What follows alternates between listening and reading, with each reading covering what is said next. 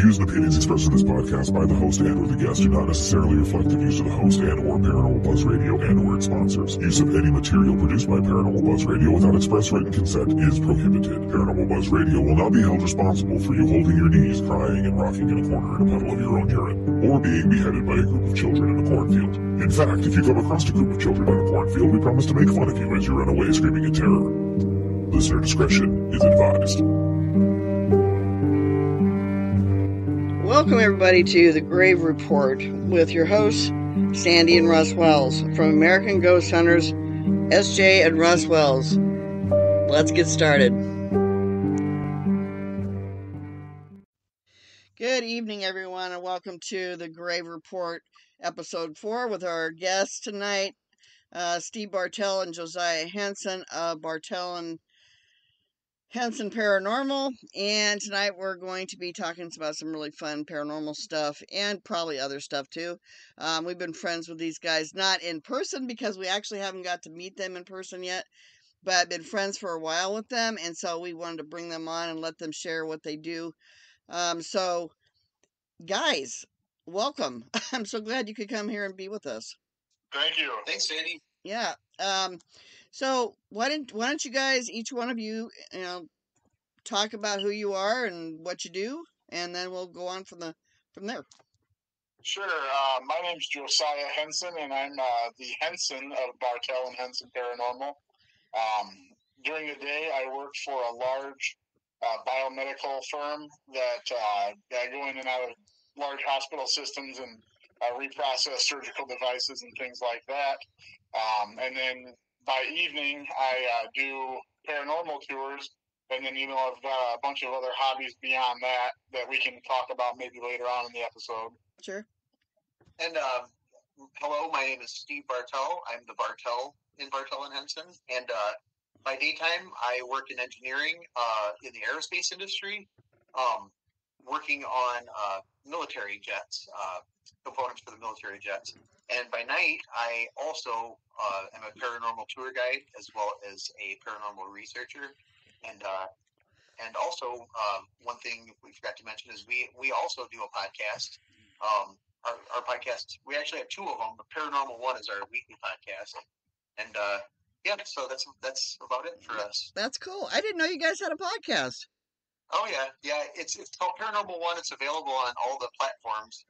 Actually, it's Paranormal One Future Ghosts is what the full name. Nice. But we're on all the platforms. That's awesome. I didn't know that. I like that. You guys have to send me a link so we can start listening.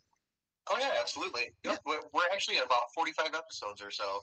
Nice. We started doing it during COVID and have just never looked back. And we don't expect to have a huge following and everything. We just do it because we enjoy talking about this stuff. Absolutely. That's where we're at. I mean, Russ and I have been doing this for about as long as we've been together. It was about 42 years, and there's never a dull moment. I'm not sure what anniversary's first, or ghost anniversary, or because we dated for 2 weeks and then got together. Something like that.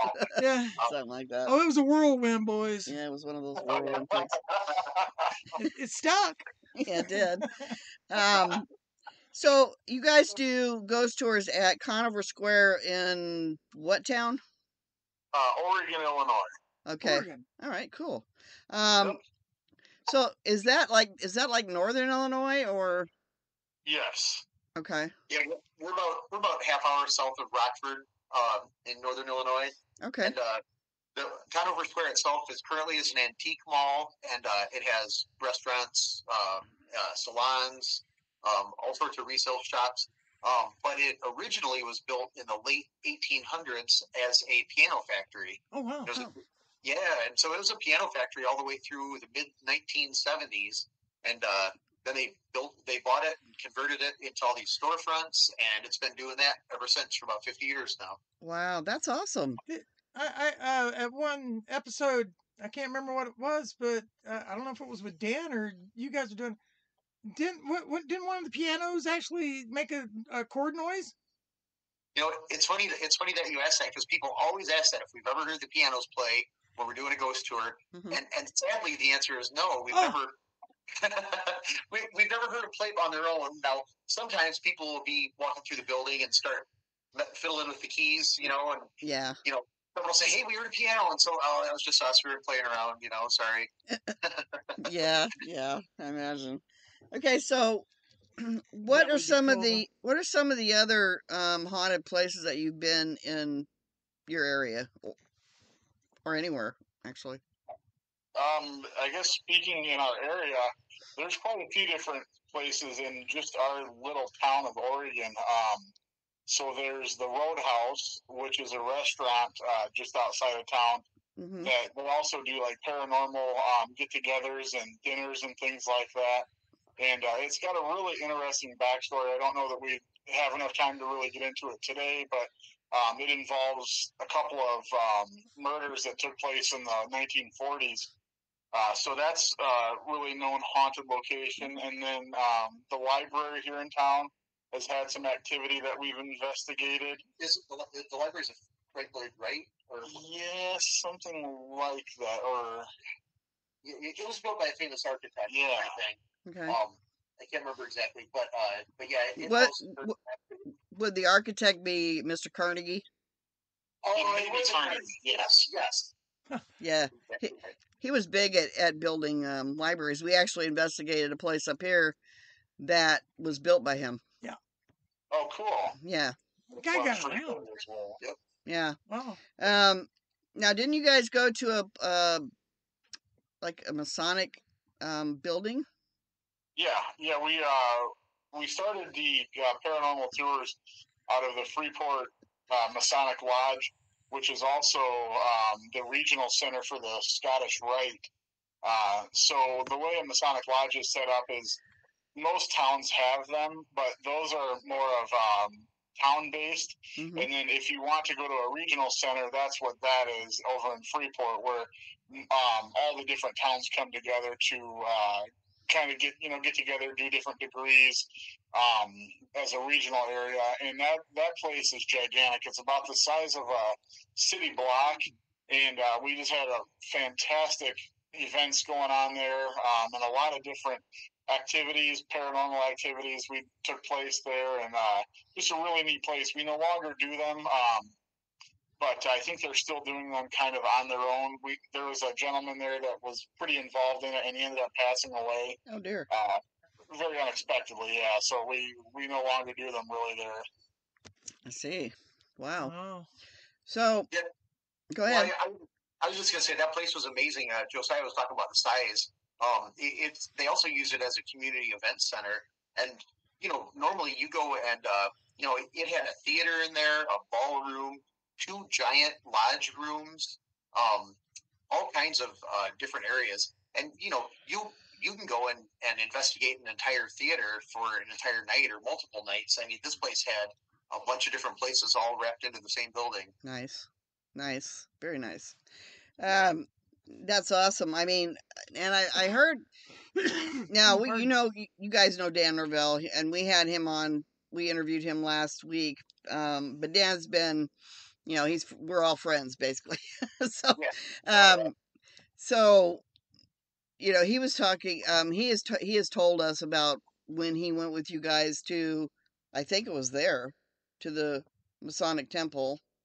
I think that was the building you guys went to, wasn't it? Oh yeah, he's been to a lot of very different places, but yeah, he was up there early on when we started doing those events and everything. Right, and you guys had some interesting experience from what I understand, so that's amazing. Can you tell us like some of the stuff that you encountered, some of the paranormal activity that you encountered there? Yeah, so the Masonic Lodge, of course, it dates back to the early 1900s, but then prior to that, there was another lodge there that was on the grounds, and then even before that, it was an area where locals would go and pick blackberries. So just to kind of give you an idea of the history of the location itself. But there have been reports of people that have gone into the building, and they'll ask to go down to one of the main halls. And there's supposed to be a Mason that will guide them there but then he'll disappear, and then nobody knows who he was. Like the Masons that are actually there say that he really wasn't answering the door. There was a DJ that reported that. Wow. And then we just had all kinds of other different experiences down in the basement. Somebody supposedly saw a woman in one of the female restrooms, and she obviously wasn't there. It was in the middle of the night during one of the investigations. Wow. Those are two that stand out. I don't know if Steve's got any off the top. Yeah, in that same hallway in the basement, which is where the ballroom's at, we were sitting in the hallway, and it's really echoey in there and everything. We heard what sounded like a little boy, or a little kid anyways, running down the hallway and then giggling off in the distance. That's awesome. Yeah, that was really cool. That is awesome. So, now, I don't know exactly how, actually, let's back up for a second. Have you guys, either one of you, yourselves, actually seen an apparition with your own eyes? No, this is Josiah, but no, I have not. And I haven't seen one. Personally, I have seen shadows, shadow movement and everything, shadow figures, but never seen a full-bodied apparition. That's, you know what? It's a very rare sight to be able to capture something like that. Not literally on video or anything, but just be able to see something like that. Absolutely. Yeah, a lot of people call it the golden goose of the paranormal because it's something that you just don't see very often. Shadows, yes. Apparitions, but some people when they see them, it's just a figure.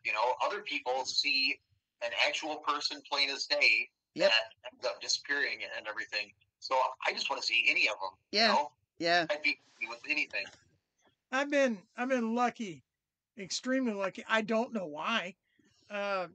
When I was real young, I don't know, 5, 6, something in this neighborhood. I was really sick, like my wife was, double pneumonia. Went in the hospital, came home. Back then, the doctors they sent you home, and you recuperated there. And I was isolated. My sister had her room, and she had to give that up for me, and it was up front. But so that I wouldn't get the rest of the kids sick. And this guy, he comes in, he sits down, he's talking to me. He's giving me all this advice about how to live and how to be a good man. Don't strike women. Don't, be honest in your dealings and all. I mean, all this stuff that is positive, uplifting stuff. Sure. Must have been, I don't know, an hour. I actually touched this person. Okay. He says, okay, I'm out of here. I've kind of, blah, blah, whatever his ending was. But it was eventually goodbye, and he walks out the door. He closes it. I'm thirsty, and I get up, and the kitchen is right across from the my sister's room. It's really close, but in order to get to there, you can see the living room, and my mom would be sitting right there, so she'd keep an eye on me. That's the whole point of having me up there. And as soon as I step out the door, she's like, "Who are you talking to?" And I'm like, "What do you mean? Who was I talking to?" I said, "Didn't you see the guy come out and said, nobody, you've been in there all this time talking. We didn't know. I thought you were dreaming or something. Nobody's come out of there." And I look up on the wall, and there's a picture of the guy. And I pointed, I said, "Well, there's his picture right there." And my dad almost dropped everything right there. It was his brother. He'd been killed by a train 2 years before I was born. Wow. Yeah. That's amazing. Yeah. So yeah. Russ has had some amazing experiences over the years. I mean, actually, it was me and him. Well, I'm Cherokees. I don't know if that's got anything to do with it. Yeah, anyway. I mean, I don't know. He's what's that? I think some people are a lot more attuned and everything, and are much more likely to be able to see and communicate with ghosts. I've got to be honest, I don't feel like I have any kind of ability whatsoever to kind of sense ghosts. I don't have any kind of mediumship or anything. So I think it's just a difference in people. Everybody's got a radio, bro. We're all got a radio in our heads, and we're all on different frequencies. Mm-hmm. And it's where your brain's tuned in. I mean, there's some psychics out there they're spot on. I mean, they're dialed into the other side, and that's because their single is hooked up real good. Mm-hmm. Yeah, A lot of us don't know about it. Yeah. So, I mean, we were all there. We were one day out at this old military fort, Oh my and God! it was me and Russ and our grandkids, and they all saw him too. I mean, it was a soldier. He was as solid as you and us, and Russ shook his hand. The guy had this look of that staring away look, like there was no real movement in his eyes, no blinking. But he was solid. Yeah. And he was dressed in a old military uniform, probably World War I or World War II. Yeah. And we stood there for 5 minutes talking to him, and Yeah. then he just walked off. But it was really strange because we were talking about he thanked me for my service. I thanked him for his, former, anybody in the military would do. And he said, "Where were you deployed?" And I said, "Korea." Mine was peacetime army. Nothing huge about it. It was back in the 80s, or Yeah. early 80s. Well, Anyway, no, 70s. 70s. It's a long time ago. But he didn't know where Korea was. Mm-hmm. Wow. Yeah. So that's kind of weird. I mean, that's the kind of thing that he has experiences with. I mean, I can't. But I am a medium, and I do talk to spirits and things like that. So, since we're talking about that, I'll get to the next question. Okay, so when you guys investigate, do you mostly do like technical kind of investigations? Where you're using other equipment, and so forth. Yeah, we use quite a bit of equipment. We've got a really good friend who's pretty much part of our team. I guess it's hard to say, but he owns Rockford Ghosthunters, and Greg has pretty much any equipment that you've ever seen on any of the shows. He's hyper enthusiast when it comes to the paranormal, so he's very equipment heavy, and he's generally along the ride with us. So, nice. With that being said, yes, we use a ton of equipment, but we also try to stress to our tour participants to not get lost in it. Try to use the equipment, but also use your five senses. And Steve does a great job during the opening of the tour, as we're walking around kind of explaining how things are going to work. Mm-hmm. He does a really good job of kind of explaining that and reminding them, these tools are all good, great, and grand, but also don't forget that you've got the built-in senses as well. That's exactly what I was going to ask you next, because the spiritual techniques, okay, for me, when I go into an investigation, first thing I do is do a walkthrough, and I get my impressions of what I'm picking up on, and then I become the paranormal investigator. Okay, so a lot of teams, now I don't know how you guys feel about it, but a lot of teams don't want psychics on their team because for some reason they think it takes away from the investigation. Well, I would have to disagree a little bit. Well, a lot of people, before they investigate, they do a lot of research on some of them, not all, but they'll research the property beforehand. Well, yeah. Which is okay too, but you've already, in my opinion, I like to research after and go in cold, because if you research before, you kind of tainted your brain to what you're looking for. Well, not like in you guys' case. No, I would say more like, the newer people, what they're doing by doing the research first is by kind of, like Russ said, tainting what they already know. Yeah. And then all of a sudden the place is haunted without knowing whether it's haunted or not. You see what we're saying? Yeah, you front load yourself by kind of doing that, and so you know that there are certain people that may or may not have passed away there, that used to live there and everything. And yeah, you're right. It just kind of front loads you, so you go in there expecting certain things, or it's. I agree. It's nice sometimes to go into somewhere cold and just see what you get, and then confirm it later on. Right. Yeah, right.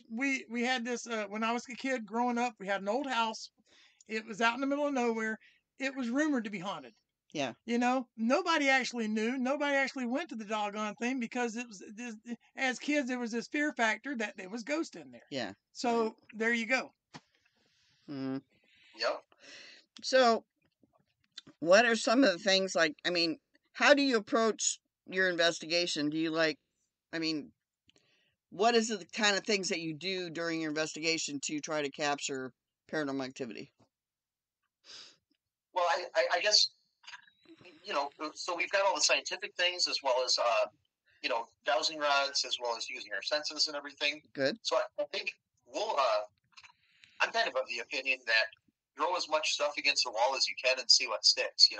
Yeah. If one thing doesn't seem to be working out, try a different technique. If a different technique, and just see, certain things are going to respond to certain other things better.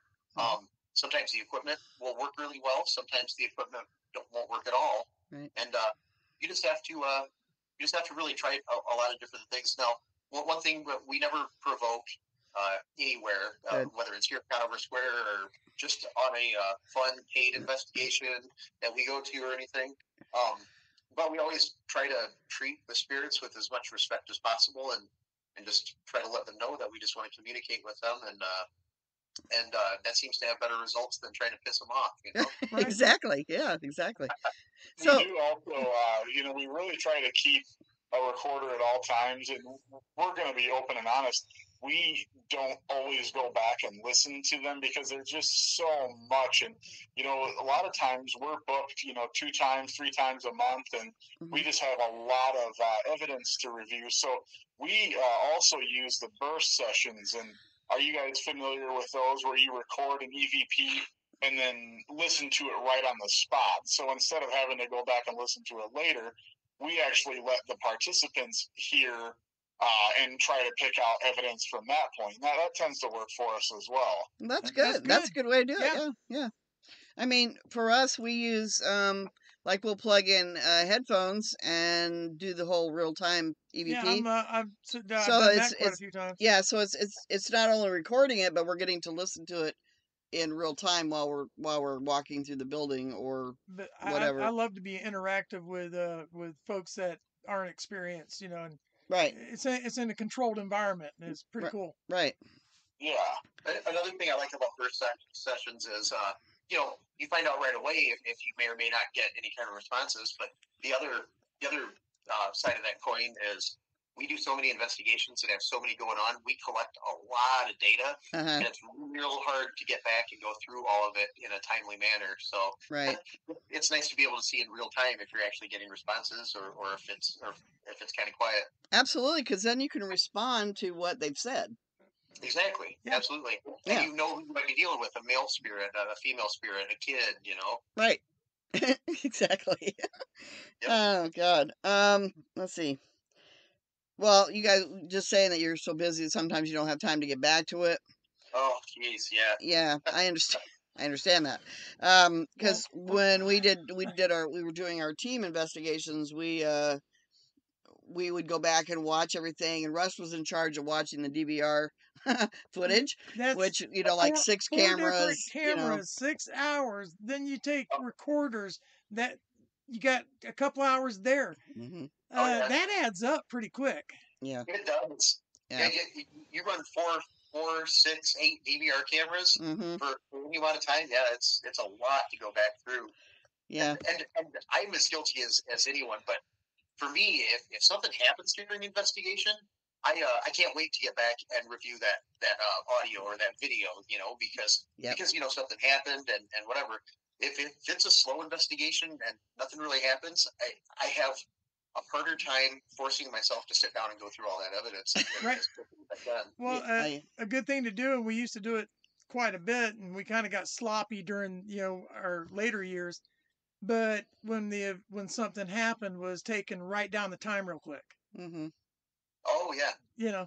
Just jot down the time. Something happened.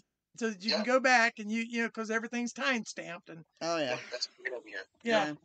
Well, we for a while there we were watching there's nothing worse. And a lot of people don't understand this is when you use a DVR system or anything that you're using a lot of cameras, okay, or a lot of video cameras or whatever. You have to go back and watch those things, and if you catch something on there, then it's finally something exciting, or or you're going to sit there for hours on end watching a door. 2 hours watching a door jam. Yeah. And it never moves. Yeah. Oh my God. And so we often wonder, with the amount of evidence that we've collected, we often wonder, are we missing stuff? But, the reality of it is that we just don't have enough time in the day to review it all. Yeah.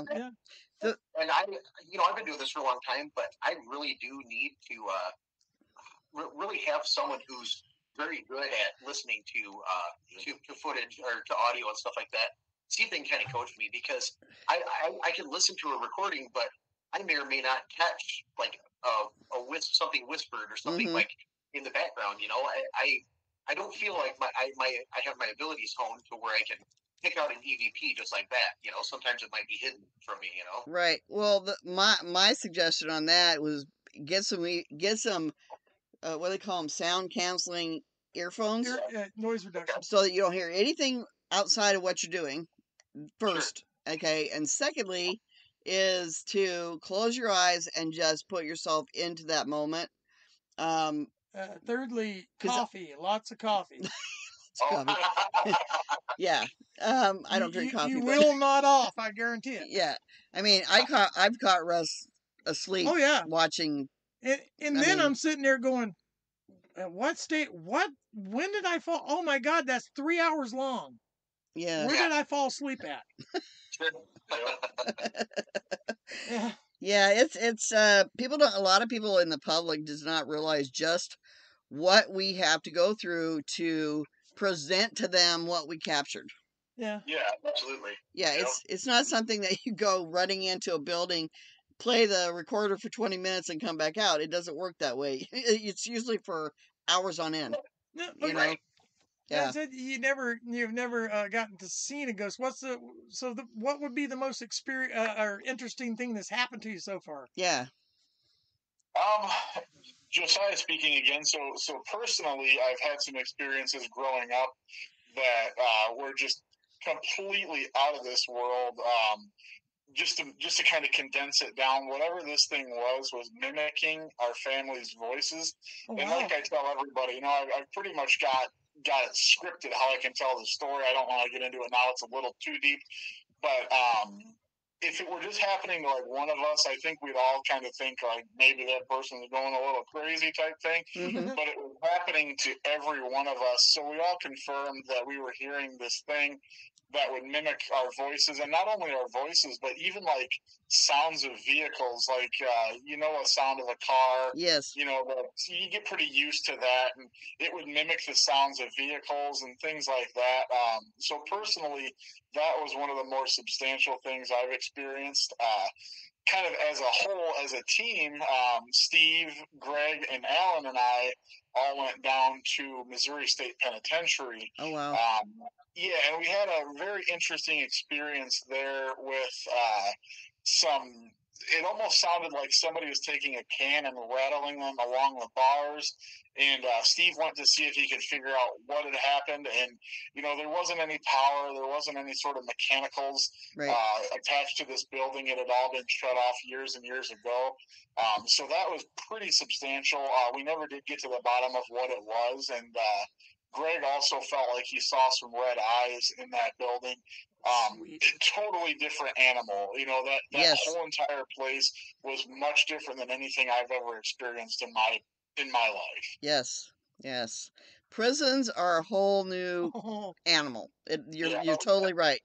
Because everywhere we investigate, the spirits have been pretty neutral and everything, But you go in that place and you figure if it is former inmates, then they're probably the worst of the worst, as well as they kill you if they had the chance, Right. Yeah. Actually, Russ and I investigated a place in Montana called the Old Montana Prison. It originally was the first territorial prison in the state. Oh, wow. Actually, in the area, because Montana was such a huge territory before, it split off into different states around it. And we did that place like 5 times, and every time we went, there was something new that we captured. I mean, something amazing. Not something you can just blow off and say, I can't be, kind of thing. But something that would, really question where you were going in the paranormal. That kind of evidence. It was absolutely amazing. They got a hangman's or the gallows there, or a gallows there. I don't think that it had ever actually been used. Right. But the interesting thing was there was no readings around any of it. No EMF anywhere except on the knot The rope. of the rope. No kidding. Oh, be darned. Yeah. I don't know why. I mean, those kind of weird things that happen that you're going, okay. We did another place right here in Concrete where we live, and it was a flag that they used in the parades. Okay. We took the EMF meter and we stuck it up to the pole of the flag, and there was EMF signal on that pole. Yeah. Wow. Nothing else around it. Was really it odd. was it paranormal? I don't think so. I think it was a residual energy from whoever had carried that flag. Yeah. Oh, absolutely. Yeah. Yep. Craziness. And those are the kind of weird things that happen that a lot of people don't hear about, you know. Those are the ones that get me most of the time, is when I've sit and I'm really critical of some of the evidence that comes across. Even our stuff. I'll pick it to death. Mm-hmm. But then when I get that stuff that I'm standing there and at the end of the day going, huh. Yep, exactly. Yeah, I've had that happen with Dan Norvell, where you just stand there, in Marcia, where you just, how in the... You know what? Yeah. Wow. Yeah, I love that stuff. So that brings me to a good point, guys. I think about this type of thing, right? And I think about just my life in general. Mm-hmm. And the items around my life, you know, and I wonder to myself, if I were a spirit, what would I be attached to that was like, you know, let's say an item that you hold every day, or like, it kind of makes me wonder what I would really be attached to. You know, I'm a big fan of metal detecting, so would I gravitate toward the machine itself, or, you know, what is it that makes these things, you know, so special to these people? And that's the story that I want to know, you know, like, how long did they have this particular flag you guys were talking about? Just things like that, I think, are very interesting to me. Yeah, that's awesome. Absolutely. So, Steve, have you had anything that's really stands out in your mind that was interesting?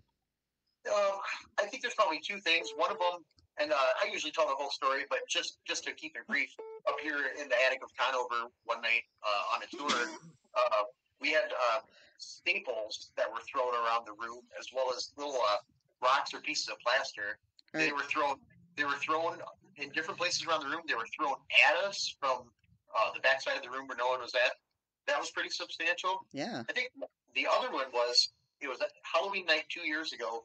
We had done a tour at Stronghold Castle, which is another haunted place here in town. Mm-hmm. It was built by a newspaper giant from Chicago. Okay. And we had done a public tour for about 50 people. And after the tour was over, everyone had left. We went to retrieve a recorder in one of the buildings, and this building had most of the activity that night. Mm-hmm. And me, Josiah, and Greg. And while we were in there, in the span of about, I don't know, 2 minutes or so, Greg saw a shadow and just really got amazed about it. Immediately after that, something slammed into the door. I mean, it sounded like a battering ram. It shook the whole place. It was amazing. I went over to the door and was pounding on it with my fist to see if I could replicate it, and it sounded like a plink compared to this massive noise. And immediately after that, our obelisk, which really hadn't said much, said "evil devil," back-to-back words. And we said, okay, yeah, that's it. We're out of here, you know? that was pretty terrifying. You know, we've all experienced some pretty interesting things. And at that point, collectively, we decided we got to get out of here right now. It was one of those type of experiences. Yes, we've had one of those experiences, just like you were talking about, except without the bang. But the same kind of experience where we had just got into this building, and you know, it was, we call it Devil's Tower. It's up here above Concrete. It's an old lime crushing plant. Okay. And we went in there. We got there. We were about 10 minutes, 15 minutes. And I started taking photos down below. They had a steel plate over the floor, and in the corner was an opening big enough to put my camera and my hand down through. And I was just turning it around, taking photos. And all of a sudden, I got this overwhelming feeling of time to go, you know. Sure. And I told the team, I said, guys, we have to leave. And then so we just got here. We have to leave now. I'm not kidding you. Something bad's going to happen if we don't. And I'm not going to go through the whole story because it would take too long, but let me tell you something. I will never go back up there again. Wow. That was one of those places that people have gone up there and used Ouija boards and, Satanist stuff and all that. And I don't want anything to do with that. Nope. I personally, I'm not a badass or anything, but I know how to handle myself. I've trained by military, very capable. That evening in particular, I was highly concerned. Mm-hmm. Wow. Yeah. Yeah. It's good that you trusted your instincts. You know, I mean, you have those instincts for a reason. You know? Yeah. Yeah. It was, and what we saw that night and what followed us back down into the town was something that none of us will ever forget. Yeah. Yeah, it's, yeah. If you guys ever get the opportunity to share that story, on a recording or something, I would love it if you could tag both Steve and I in that. I know you don't want to take up too much time tonight, but I would love to hear the details of that. Oh, yeah, I'm more than happy to tell you that. Sometime if you guys want to have us on your podcast, we'll be more than happy to tell that story right then.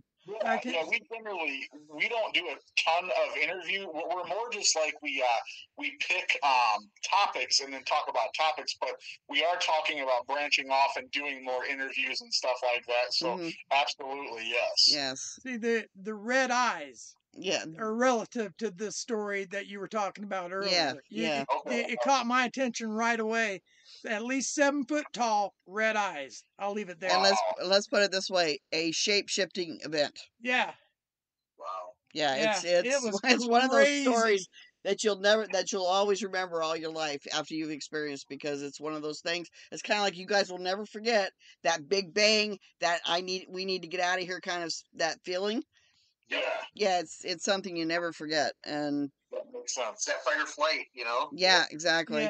Yeah, and the horrifying thing for there was only two guys and 4 women, and we had 2 kids. We had 2 kids with us, so that was. And that was the terrifying part, was the children. Yeah, I didn't want them freaking out, And yeah. We tried to keep it as calm and laid back as we could as we were going back to the car very quickly. Yeah, I could scar a kid. I really know. But anyway, so we're talking about those kind of situations that we get into sometimes as paranormal investigators, and I was wondering, have you guys ever had anybody, either one of you or someone on your team, had an experience where they felt like they had an attachment? I gotta think about that one. And you said the question is, Sandy, you're wondering if any of us or the team has had an attachment? Yes, it felt like they had an attachment, like something was different about their life. I mean, I could one that immediately sticks in my mind. When we were down at Missouri State Penitentiary, we went down with Alan, Greg, and I, and Steve. So we went down kind of as a smaller group, but we were attached to a larger group, Midwest Ghost Society. Okay. And we couple up with them quite often. So this is a 8-hour trip for us. And we were all very excited. And one of the members, Alan, that was with us, kind of with our smaller group, he got to the point where it's about midnight, and he was ready to go. Like he actually went home. And we all stayed. I mean, we had the place until the sunrise, so we had all intended on staying up until that point. But he experienced something that is sort of like an attachment. I mean, would you agree with that, Steve? Oh, I would say almost more of this was more of a possession type of thing. Yeah. Wow. He felt really angry, which is completely uncharacteristic for him. They had warned us not to mess with any of the prison doors or any of the controls for them because some of them still worked. And he went over there and just started punching buttons. You know, that's not like him at all. He's a highly respectful guy, and he even commented about himself. He's like, I'm surprised I was even doing that. Yes. Yeah. So he ended up removing himself from the building. Before something bad happened. Well, that whole possession kind of thing. This is what I okay. I am now. I don't know if you guys know this or not, but I've been in school for about 2 years now, and I'm still working on that. But I have my bachelor's. I have my bachelor's in metaphysical sciences. Now, part of what you're talking about is like what they call a channeling thing, where the ghost can jump inside of you for a short amount of time because they had that physical need for being physical again, basically. And so, I had to have yeah, we have another.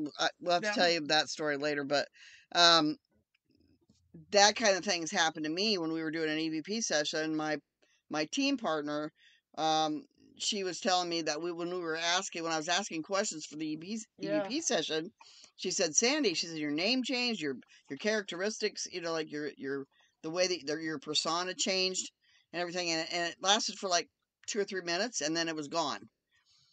Wow. Ghost. Now, with that type of thing, is it something that everyone is susceptible to, or are there certain people that there's a complete brick wall to these entities that can jump in and out? No, it's you're vulnerable. Anybody's vulnerable to it. Yeah.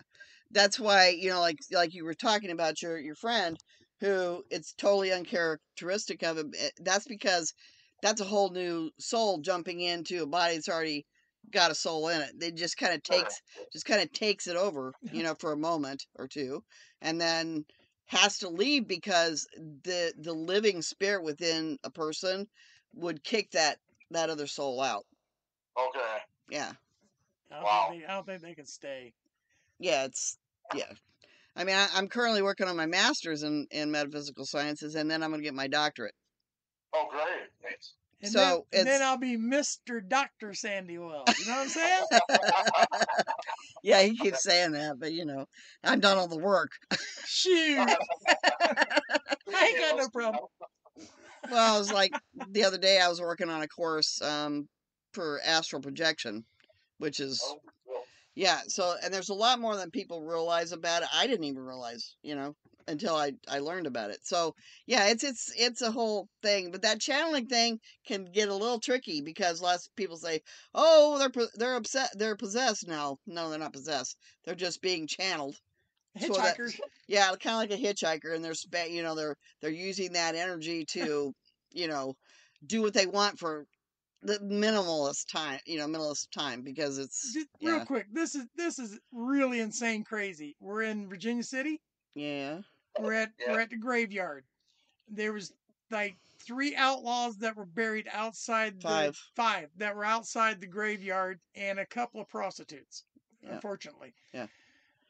We had spent some time there, and I had went along, and I was reading off the names of all these guys. We get ready to leave, and apparently I was driving. Yeah, he was. But I didn't know it. I didn't experience.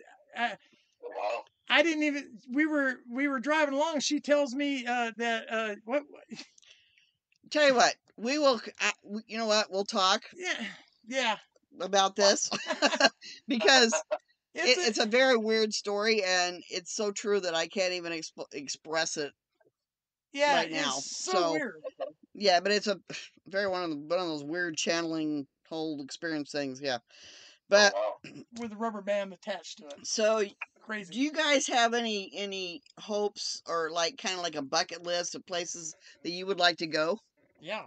Well, I do, but Josiah got to actually visit his bucket list, so I'll let him tell you about that. Yeah. Okay. So when I was younger, my uncle gave us a book that it just always stuck with me. It was a book about all these different haunted locations in America. Okay. And the one that just resonated with me was the Myrtles Plantation. Oh, yeah. St. Francisville, Louisiana. Ooh. And this last year, I was able to go down there and spend some time there, spend the night there. Oh, nice. it was just absolutely phenomenal. I didn't experience anything that was out of the park, or unfortunately, it was more so just the experience, and Right. just looking at right now, I've got a collage of photos from there, and I just look at that and I think to myself, I'm very lucky, to be able to do these types of things. Very blessed to be able to do that. Right. Right. Awesome. One of the Go ahead, Steve. Mine's a little bit more boilerplate, but I've always wanted to visit Waverly Hills, and I know it is accessible to me. It's a pretty long drive, and it costs a lot of money. Yeah. And you have to take time off to go down there and everything. But yeah, for me it'd be Waverly Hills, Okay. the sanitarium in Kentucky there. Right. Right. Yeah. I actually, I want to go there, but I'm not willing to spend that kind of money to do it because one, there's been so many people that investigated it that we know it's haunted.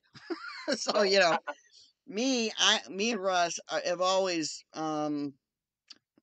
done those kind of investigations where they're unknown. Yes. Because if we get the opportunity to go in there first, it's kind of a really nice thing, that nobody's ever heard of it or that kind of thing. But one of the places that I would love to go would be Trans-Allegheny Asylum. Yes. Oh, nice. Yeah. Yeah, that's one of the places I've always wanted to go. We did a place up here called Northern State Mental or Lunatic Asylum, is what it was originally called. Now it's Northern State Hospital. But it was we were one of the only 3 teams that ever got to go in there and investigate it. TAPS was one of them. Yeah, TAPS was one of them. But it was a very interesting experience. Let's put it that way. It was one of those places, not that you were scared of, but one of those places that something was always happening. Yeah. Yeah. Yeah. Yeah.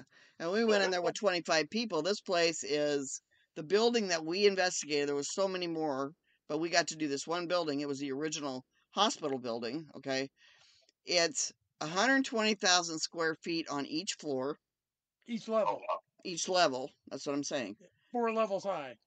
Or is it 5? No, it's 3. 4 levels. 4, one is a basement, and then you got 2 main ones, and then you got the attic. The attic. Oh, the attic I was love that place. 60,000 square feet. Okay, so you're talking a lot of footage. Oh, no kidding. Yeah. Yeah, and it was an amazing investigation. We went till sunrise. I didn't even get to see everything. I think we went from something like, it was kind of a cooler time, so I think it was like in the fall. So we went from I think it was like 9 o'clock at night until like dawn the next morning, which was probably around 5 or 6, something like that. Yeah. That was a long night. That was a long night. Yeah. And then you had to go actually and make sure and do a sweep to see that we didn't leave anybody or anybody. Yeah. Yeah. So. Such a big place. But another place. Oh, sorry, I didn't mean to cut you off. Go ahead. No. I was finished. Go ahead. Another place that I really want to get to, and it's local and everything, is the Joliet prison. Oh God, yes. The things that happened there, and that place has been opened up for investigations, but for the most part, they do guided tours and things like that. Mm-hmm. If you do an investigation, I believe it's so expensive that you would need a bunch of people. Yeah. I would like to go to a place like that, or a place like Waverly Hills, with just a skeleton crew of just maybe 4 to 6 people max. Right. And have yourself. But unfortunately, that's never going to happen because you're going to have to go with tons of other people. You know? Yeah. Well, that's like Alcatraz. We went there. Oh, wow. We went there during the day, okay? And it was like a tour thing. It was like a self-guided tour because you went up into the main cell block on top of the hill. That place had so many people, but you could hear a pin drop because everybody had headphones on. And so that it was Korean, Japanese, whatever language. Let me explain that. They give you these headphones to put on to tell you the history of the building. Right. Okay. In different languages. And too. Nobody's listening to, and it's really quiet because everybody's listening to their earphones, right? Nobody's talking. And so while we were there, we didn't have earphones on, obviously. So we weren't on the guided tour either. Well, Yeah, we didn't do the guided tour. We just kind of walked around. And Nice. I did EVP sessions while we were there, and I got, I don't know, probably in 15-minute time, maybe about 10. Wow. And they were these guys talking about how, because we were talking about how small the cells were, Oh, yeah. very small. And these guys were talking about, oh yeah, and it was, I have a videotape of it. It's on YouTube, I think, of Alcatraz, and it was a really cool place. But if you Nice. want to investigate there, you got to have like 50 people, Oh yeah, because it's so expensive. and the cost is outrageous. Well, A, they got to Oh, yeah. take you over. They got to ferry you over on a boat, Yeah, Oh, yeah. and then you got yeah. It's like, there's a lot involved. yeah. So I mean, those kind of places, I kind of feel like they're taking advantage of the ghosts, and that kind of irritates me a little bit. But we won't get into I that. agree, and you guys nailed it on the head. It's nice to be able to go to places that have never been investigated before. Yes. And be the first people into a place. It might be a small, out of the way place Mm-hmm. that no one's ever heard of, Right. or whatever. But it's and we've had a few firsts here in town. Like no one had investigated the library, no one had investigated Stronghold. Yeah, the courthouse here in town, the historic courthouse. No one had ever investigated that, so we've got into a lot of cool places, and it's always neat to be the first one there because the spirits just have never had anyone in there trying to talk to them. Yeah, Right. and they're more willing to talk to you that way too, I've found. Yeah. Oh yeah. Yeah. It's kind of funny that you guys investigated a Carnegie Library in your state, and then we investigated Did one up too. here. That there was supposed to be, the haunting was, there was supposed to be one of the librarians. I can't remember the lady's name. I think her last name was McMurphy or McMurchie or something like that. I can't remember, yeah. And she was a library forever and ever and ever. I mean, from the time it opened till the time she died, she was a librarian. This is one of those weird quirks of life. I bet you their investigation didn't go like ours because we got pulled out of the building by Oh my the God, that was whole daggone sheriff's department. Really? Oh man, at gunpoint, bud. Yeah, we had permission to be in there. I had the keys and everything. I got it from the guy on the city council. Gave me a permission thing to be in there. Gave me the keys and said, when you guys get done, just bring back the keys tomorrow. Okay, no problem. One thing we forgot to do, our fault, is to tell the police that we were going to be in the building at night. There's an art gallery in there. Yeah. So, we're in there. We're shining lights around.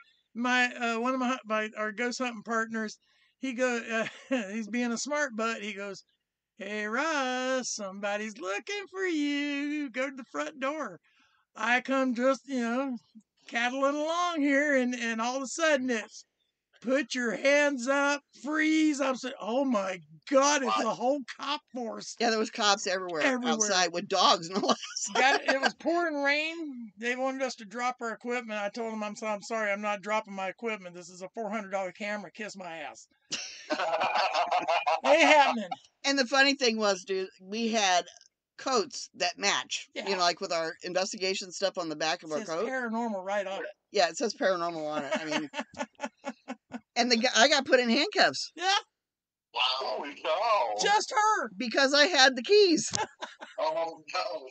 And then first there was the local cops over there. Then the county cops showed up. And they're standing there listening to what the guy's saying. He's just being totally rude and snotty, for no reason. And I said, here's the paper.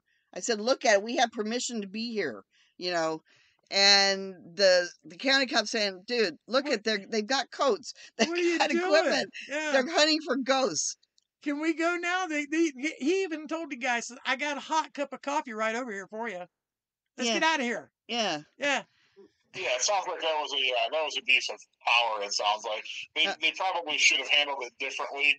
They said, "Hey guys, let's talk about what's going on." Mm-hmm. Call the director, whoever needs be. But it sounds like they were kind of abusing their power. Yeah. Hey, lesson learned, though. Yeah, I'm just gonna tell our listeners right now. If you go into investigate a place at nighttime, and you think that maybe the police might be interested that you're going to be there, just make a courtesy call. Yeah, let them know that you're going to be in that building at night and you have permission to be there, because they won't drag you out at gunpoint. We laughed about that for months. Oh my God.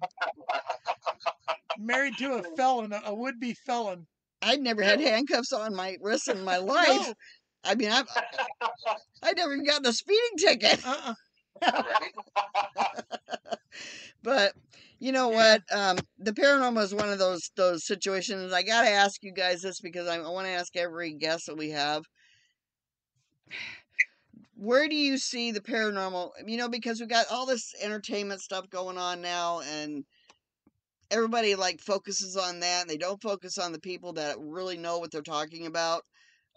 It's not one of those, okay, we're gonna do this, and this is how you do it. It's one of those things where you really devote your life to this stuff, even though it's a hobby, you know. Where do you guys see the paranormal going as far as the new people coming in?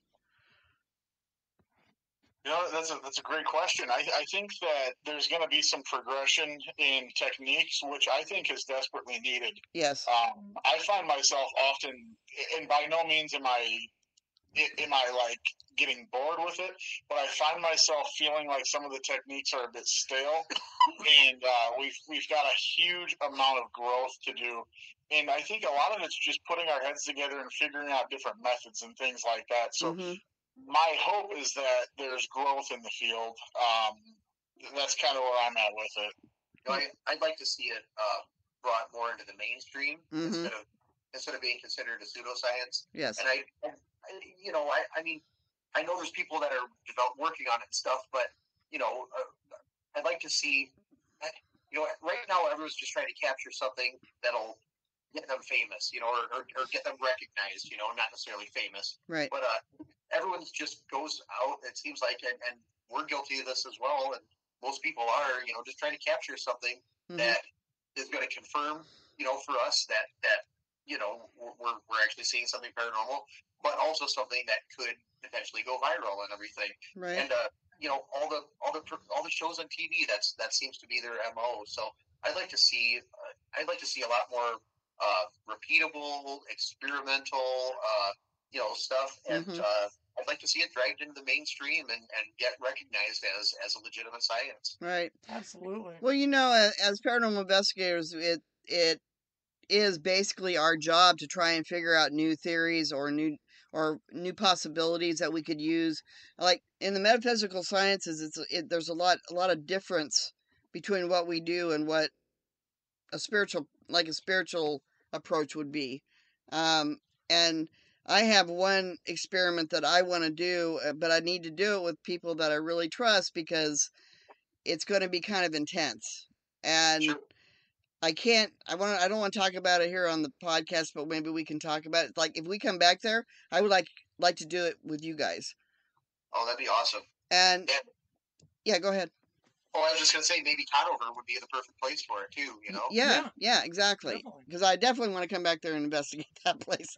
But it's one of those things that you got. I feel like the paranormal community needs to be sharing more and stop backbiting. Yep. Because how are we ever going to move what we do forward into the mainstream without trusting one another? Yeah, exactly. Yeah. So too many egos too, and exactly. Yeah. I do a lot of tarot readings for people, and one of the things I tell them every single time is get out of your head, which is your ego base, okay, and get back into your heart space, because your heart is going to give you any answers that you want.